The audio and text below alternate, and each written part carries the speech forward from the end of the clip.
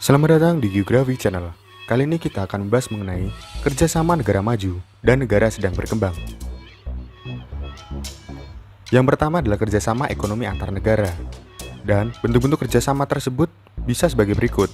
Yang pertama adalah perdagangan antar negara. Yang kedua, pertukaran faktor-faktor produksi. Dan yang ketiga adalah kerjasama bidang keuangan. Adapun tujuan kerjasama ekonomi, yang pertama adalah meningkatkan ekspor impor. Yang kedua, mempercepat pembangunan nasional. Yang ketiga, membebaskan negara dari keterbelakangan ekonomi. Yang keempat, mempererat jalinan persahabatan antar negara. Dan yang kelima adalah memelihara perdamaian dunia. Adapun bentuk-bentuk kerjasama ekonomi, ada bentuk kerjasama bilateral, yaitu antar dua negara. Misalnya contohnya adalah Meksiko dengan Amerika Serikat. Kemudian ada regional, misalnya adalah kerjasama beberapa negara dalam satu kawasan. Misalnya dalam kawasan Asia Tenggara atau ASEAN, berarti misalnya ada kerjasama antara Indonesia dengan Malaysia. Kemudian ada subregional, kerjasama beberapa negara dalam subkawasan. Dalam negara ASEAN tersebut terdiri dari 10 negara. Nah, misalnya ada 3 negara yang bekerja sama.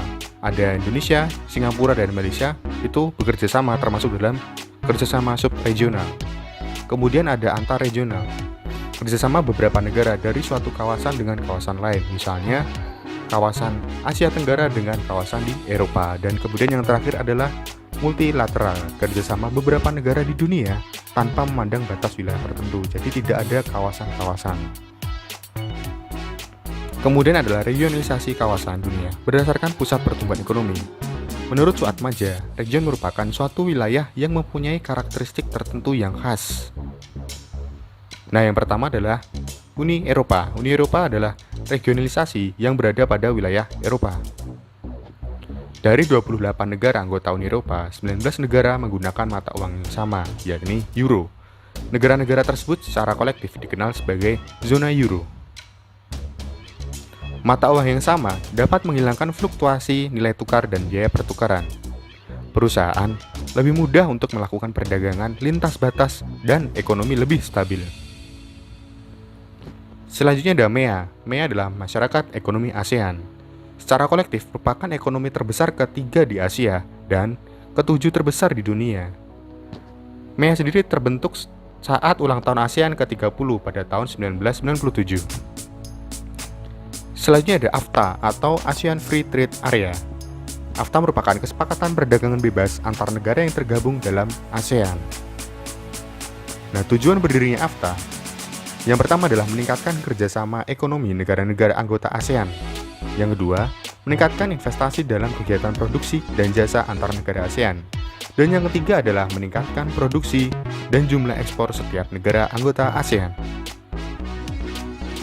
10 negara ASEAN secara resmi menjadi anggota AFTA. Ada yang pertama adalah Birma atau yang sekarang sudah berganti nama menjadi Myanmar. Kemudian adalah Thailand, Kamboja, Singapura, Indonesia, Malaysia, Vietnam, Laos, Filipina, dan Brunei Darussalam. Selanjutnya adalah APEC atau kerjasama antara ekonomi Asia Pasifik. Merupakan organisasi yang bertujuan untuk mengukuhkan pertumbuhan ekonomi dan mempererat komunitas negara-negara di Asia Pasifik. APEC terdiri dari 21 negara anggota. Dan berikut adalah negara anggota yang masuk dalam APEC yang berwarna hijau. Ada Australia, New Zealand, Indonesia, Filipina, Jepang, Rusia, Kanada, Amerika Serikat, Meksiko, Chile, dan lain sebagainya. Selanjutnya ada NAFTA atau North American Free Trade Agreement. Awalnya hanya ada 2 negara anggota, yaitu Kanada dan Amerika Serikat. Namun setelah pada tahun 1992, Meksiko menjadi anggota ketiga, sehingga ada 3 anggota, yakni Kanada, Amerika Serikat, dan Meksiko. Kemudian ada bentuk kerjasama multilateral. Bentuk-bentuknya ada, misalnya yang pertama adalah FAO, yang bertujuan untuk meningkatkan kuantitas dan kualitas bahan makanan. Kemudian ada ILO, yang menangani masalah perburuan. Kemudian ada UNESCO, menangani pendidikan, ilmu pengetahuan, dan budaya. Kemudian ada WHO, yang menangani masalah kesehatan. Kemudian faktor-faktor pendorong kerjasama ekonomi. Yang pertama adalah terbatasnya kemampuan negara dalam memproduksi barang dan jasa. Kemudian, perbedaan sumber daya alam, iklim, dan sosial budaya. Kemudian adanya tuntutan era globalisasi. Selanjutnya, keinginan membuka kerjasama, hubungan politik, dan dukungan dari negara lain. Dan faktor yang terakhir adalah keinginan memperoleh keuntungan dan meningkatkan pendapatan negara. Kemudian ada pun hambatan yang dialami ketika melakukan kerjasama ekonomi. Yang pertama adalah hambatannya adalah ideologi negara yang berbeda, kemudian adanya konflik dan peperangan, dan adanya kebijakan perdagangan yang merugikan negara lain. Selanjutnya adalah perbedaan kepentingan tiap-tiap negara.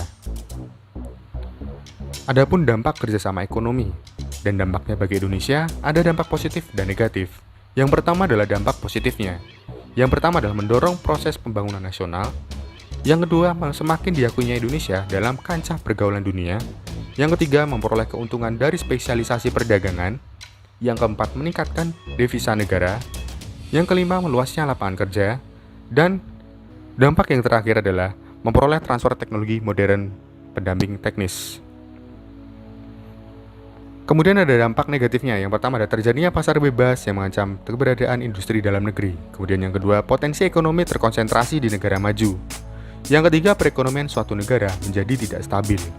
Selanjutnya, adanya keterlibatan pihak asing dalam pengambilan kebijakan dalam negeri. Yang kelima, ketergantungan perekonomian dalam negeri terhadap bantuan atau pinjaman dari luar negeri. Dan yang terakhir adalah tidak adanya hambatan dalam kerjasama ekonomi dapat mendorong masuknya budaya asing dan tidak sesuai dengan jati diri bangsa. Selanjutnya adalah usaha pembangunan di Indonesia.